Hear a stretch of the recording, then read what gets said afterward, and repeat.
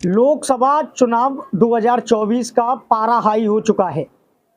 आज से 100 घंटे बाद मतदाता मतदान करने के लिए जब अपने बूथ पर पहुंचेंगे तो उनके सामने दो प्रश्न गहरे होंगे।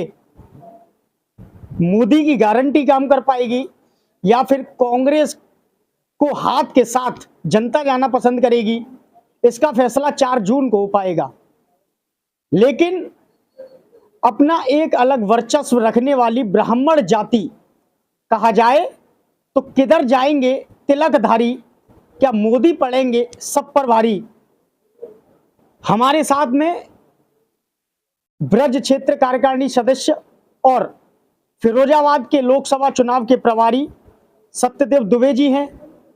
बड़ा कद भाजपा की राजनीति में रखते हैं, भाजपा ब्रज क्षेत्र के बड़े नेता माने जाते हैं, ब्राह्मण चेहरा है। सत्यदेव दुबे जी से जानेंगे कि इस लोकसभा चुनाव में तिलकधारी कितनी अहम भूमिका निभाने जा रहे हैं, ब्राह्मणों के मन में क्या चल रहा है। चूंकि कहा जाता है कि दिल्ली का रास्ता उत्तर प्रदेश से होकर निकलता है। सूबे के मुखिया योगी आदित्यनाथ के बाद अगर किसी का कद बड़ा माना जाता है तो वो ब्रजेश पाठक हैं, जो कि अपने तेज तर्रार निर्णय के लिए जाने जाते हैं। विस्तार से चर्चा करते हैं ब्राह्मणों की गतिविधि के लिए भाजपा नेता सत्यदेव दुबे जी के साथ। दुबे जी, चैनल पर हार्दिक अभिनंदन व स्वागत है। तिलकधारी किधर जाएंगे? तिलकधारी हमेशा राष्ट्रवाद की राजनीति करते आए हैं, लेकिन समाज की कुरीतियों और समाज में फैली बुराइयों को दूर करने का काम भी ब्राह्मण समाज ने हमेशा किया है। और अभी भी चाहे वो कोई सा चुनाव हो,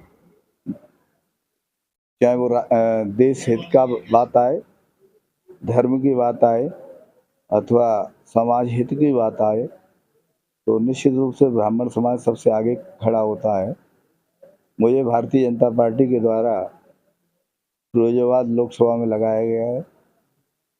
जिस तरह से आदरणीय मोदी जी द्वारा 400 पार का नारा दिया है, तो भारतीय जनता पार्टी और उसके गठबंधन पार्टियां हैं, निश्चित रूप से हम लोग 400 सीटों को पार करेंगे और उन्हें आदरणीय मोदी जी तीसरी बार प्रधानमंत्री बनेंगे। लेकिन दुबे जी, बड़ा सवाल है। अखिलेश यादव कह रहे हैं बीजेपी ब्राह्मण के बारे में नहीं सोचती है। अखिलेश यादव ने ब्राह्मणों को हमेशा सम्मान दिया है। अखिलेश यादव के साथ साथ मायावती ने ब्राह्मणों का गौरव बढ़ाया है। बीजेपी ब्राह्मणों का पतन करने में लगी हुई है। विकास दुबे को लेकर ऐसी बातें अखिलेश यादव कह रहे हैं। अखिलेश यादव गलत कह रहे हैं। विकास दुबे ब्राह्मण नहीं था, ब्राह्मण के अलावा एक बड़ा माफिया था। और माफिया की कोई जाति नहीं होती, चाहे वो विकास दुबे हो, चाहे वो अतीक अहमद हो, चाहे मुख्तार अंसारी हो, या अभी बिश्नोई जो 2 लाख इनामी है। तो इन जो माफिया है, डकैत, जो समाज विरोधी कार्य करने वाले लोग हैं, इनकी कोई जाति नहीं होती। तो इसीलिए ये नहीं कहा जा सकता कि भाजपा ब्राह्मण विरोधी है। ब्राह्मण की नीतियों पे ही काम करने वाली एकमात्र पार्टी है, ठीक है।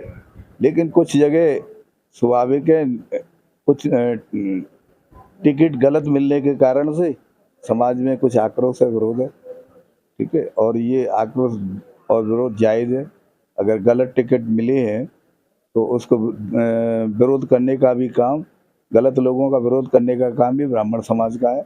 इसलिए ब्राह्मण समाज विरोध कर रहा है। इसमें दुबे जी, बीजेपी कह रही है अब की बार 80 पार, कांग्रेस को 1 सीट मिली। इस बार क्या लग रहा है? कांग्रेस अखिलेश के साथ गई है। मोदी जी तंज कस रहे हैं कि 2 युवा लड़के साथ जा रहे हैं और अखिलेश कह रहे हैं कि 2 युवा लड़के परिवर्तन की हवा चलाएंगे। दोनों युवा लड़कों को कई चुनावों में लगभग हम 2004 से लगातार देख रहे हैं। उनकी जब प्रदेश अध्यक्ष थे अखिलेश यादव और सोनिया गांधी राष्ट्रीय अध्यक्ष थी कांग्रेस की, लेकिन कांग्रेस को चलाने का काम राहुल गांधी करते थे। 9 में पूरा जब प्रधानमंत्री बने 2004 के बाद मनमोहन सिंह, और 9 के बाद मनमोहन सिंह प्रधानमंत्री बने, केंद्र सरकार को चलाने का काम एक तरह से राहुल गांधी के द्वारा ही किया गया। तो पूरे देश की जनता ने उनके निर्णय कार्य पद्धति पूरी देख चुकी है, और उसी का जवाब था कि 2014 में बुरी तरह से जहाँ 160-70 सीट थी कांग्रेस की और गठबंधनों के द्वारा पूर्ण बहुमत की सरकार बनाई थी, उसको जनता के द्वारा जो तमाचा दिया गया 47 सीट पर समेट गई। जो इतिहास यानी 1947 से ले 52 से जब से चुनाव हुए हैं, कभी इतनी खराब स्थिति में नहीं आई। फिर उन्हीं के नेतृत्व में राष्ट्रीय अध्यक्ष रहते हुए, जब राहुल गांधी राष्ट्रीय अध्यक्ष थे, तो 2019 का चुनाव हुआ तो उस समय भी 52-53 सीटें कांग्रेस की आई, और अब अन्य कई राज्यों में चुनाव हुए उन्हीं के नेतृत्व में। तो स्वाभाविक है जितनी खराब स्थिति में कांग्रेस आई है, तो राहुल गांधी जो युवा लड़का कह रहे हैं उसका एक कार्य हम लोग देख चुके हैं। इसी तरह से अखिलेश को भी उत्तर प्रदेश की जनता ने मौका दिया था, प्रदेश में मुख्यमंत्री रहते, लेकिन कानून व्यवस्था और अन्य तरह के काम को वो नहीं कर सके।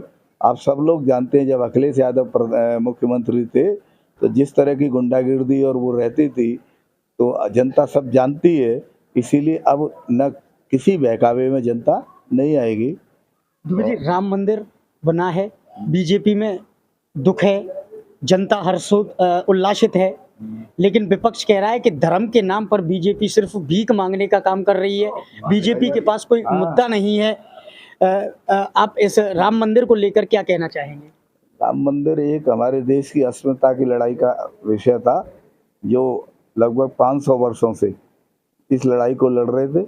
इसमें लाखों लोगों की कुर्बानियाँ हुई, हर युद्ध हमारे चलते रहे, और जब तक हम सब लोग जानते हैं, चाहे हमारे परिवार का विषय हो, चाहे समाज का विषय हो या देश के, जब तक हम अस्मिता की लड़ाई नहीं होती है तो ये रोटी खाना भी ठीक नहीं लगता है।